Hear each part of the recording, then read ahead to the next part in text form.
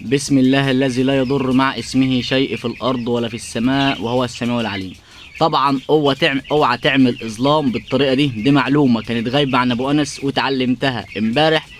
ويمكن السبب في بطء علاج الميكوبلازما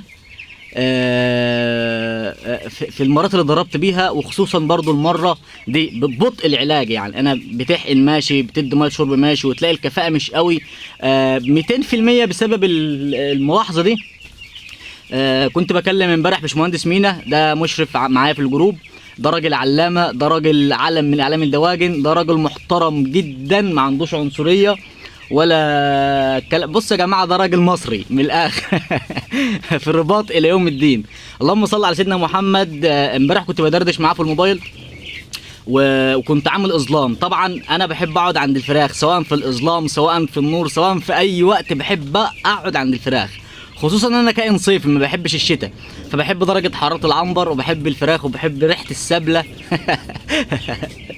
فالمهم وانا قاعد معاه امبارح كنا بندردش سوا في الموبايل. فبتمشى عادي في العنبر زي ما انا ما بتمشى كده عادي. طبعا عامل اظلام، الاضاءه بتاعت اللوحه عامله ضوء خافت، ضوء بسيط خافت. انا عامل اظلام، فبتمشى كده عادي في العنبر. طبعا الدنيا هص سكوت خالص، سامع بقى الايه العطسه العاديه. انا كده حقن، بس عندي نسبه 5% 10% فراخ بتعطس وسنه 1% حشرجه. انا كده ان شاء الله هحقن على 17 و19. اللهم صل على سيدنا محمد. النور قطع، ماشي كويس، هعمل حساب شغل اهو، ده تاني مره النور يقطع. نطلع بره بقى عشان الدنيا تكون واضحه شويه. ف بقول له احلى حاجه في الاظلام يا مينا انك بتبقى الفراخ كلها هاديه، وتعرف تحدد عندك ميكوبلازما او عطسه بنسبه كام في الميه. يعني تقدر تحدد في كل عين في كام واحد، يعني بسهوله كده بنظرتك تقدر تحدد هي كام في الميه. فبقول له والله يا مينا احلى حاجه في الاظلام ده ان الواحد يبقى ماشي عارف في فراخ بتحشرك بنسبه كام في الميه، في فراخ بتعطس بنسبه كام في الميه، يعني عشان انا هعالج او كده يعني. فقال لي يا ابو انس الاظلام في الميكوبلازما بيكون غلط. فبقول له يا مينا المعلومه دي علميه يعني لها مصدر؟ فهو ما جابليش مصدر، لكن هو قالها يعني بطريقه علميه من غير مصدر، اللي هي احنا كلنا عارفينها. ريحه الامونيا بتعمل ميكوبلازما اصلا، بتعمل عطس وبتعمل تس وبتعمل كل الكلام اللي انتوا عارفينه ده. فبقول له ازاي يا مينا الاظلام ده المفروض انا بريح الفرخ يعني ويكون بيرتاح ساعتها. قال لي الفرخ في الاظلام بيكون نايم على الفرشه او على الشبكه، هو خلاص نام سلم نفسه جسمه ساب، فالشبكه بيكون فيها فتحات حتى لو ارض، ما الارض النشاره لها مسام، فبيبقى رامي وشه بيبقى الاقرب نقطه للامونيا. فريحه الامونيا دي بقى وهو نايم اللي عمال يستنشقها بتدمر الجهاز التنفسي، بتهيجه بطريقه عبيطه، بتعمل فيه بقى التهابات وحساسيه وقرف تاني انت في غنى عنه. حتى ممكن المضاد الحيوي ما يعالجوش، ده ريحه، ده دمار داخلي كده في الانسجه وفي مش عارف ايه. انا درست في الموضوع بحثت فيه، الموضوع كبير قوي اللي هي ريحه الامونيا وتاثيرها على الجهاز التنفسي. فبمجرد ما قال كده انا على طول استوعبت مع ان الامونيا فعلا بتعمل مشاكل كتيره. فالحل بقى لو عايز تعمل اظلام وعندك ميكوبلازما تنظف قبل الاظلام. يعني انت لو بتحب الاظلام زي ابو انس كده وبتعمله ساعات طويله، انا بعمله 6 ساعات متواصله في الشتاء مش في الصيف، عشان الصيف طبعا الجو بيبقى حر والجفاف وكده. لو هتعمل اظلام وانت عندك ميكوبلازما يفضل ما تعملش اظلام اصلا، ويفضل اكتر لو هتعمل يكون 3 ساعات بس. ويستحسن تنظف السبله قبليها، يعني قبل ما تقفل النور بتاعك تنظف السبله بتاعتك، السير بتاعك تنظفه خالص عشان ما يكونش فيه ريحه امونيا تاذي الجهاز التنفسي. طب انت لو بتربي ارضي ما تعملش اظلام، عندك ميكوبلازما ما تعملش اظلام. طب يبقى انا محتاج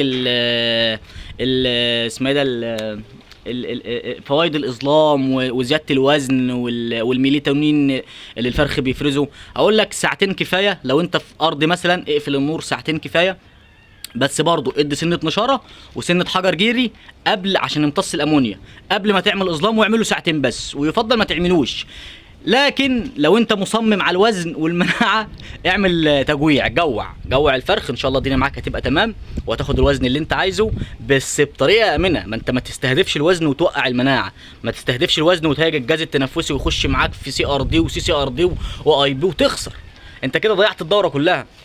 فامان للامان يعني، لان اغلبيه الناس بتضرب بالميكوبلازما. انا دي اتضربت بيها خطا مني، الحمد لله انا بجيب كتكوت ما فيهوش مشاكل وراثيه، كتكوت نظيف، لكن دي اتضربت بيها بخطا مني انا. ظبطت التايمر على المعادله، بس بدل ما اعمله 7 ثواني عملته 70 ثانيه، فاتضربت ميكوبلازما في عمر صغير 3 ايام، حقنت في ال7 وفي ال9 وهحقن في ال17 وال19. فلو هتعمل اظلام بلاش وانت عندك ميكوبلازما، خصوصا لو بتربي ارضي. اعمل نظام التجويع والميلاتونين يا عم، اعمل اظلام ساعه ساعتين بكتيرك قوي، بس برضو مع اجراءات الامان الحيوي او السلامه التامه. بمعنى لو انت بتربي بطاريات نظف سير السبله او نظف الادراج بتاعتك، وكمان لو هتنظف الادراج بره العنبر رش على بودره براد عشان ما يبقاش فيه ريحه امونيا نفاذه، لان بقى لو انت عندك مشاكل معويه ريحه الامونيا بتكون عاليه. انا عندي السبله لو مسكتها بايدي كده وشميتها ما بلاقيش فيها ريحه، لكن السبله داخليا فيها تفاعل، بتبقى فيها غازات مكتومه في السبلايه نفسها، بمجرد ما بكسح السير السبله بتبدا تطلع الغازات دي.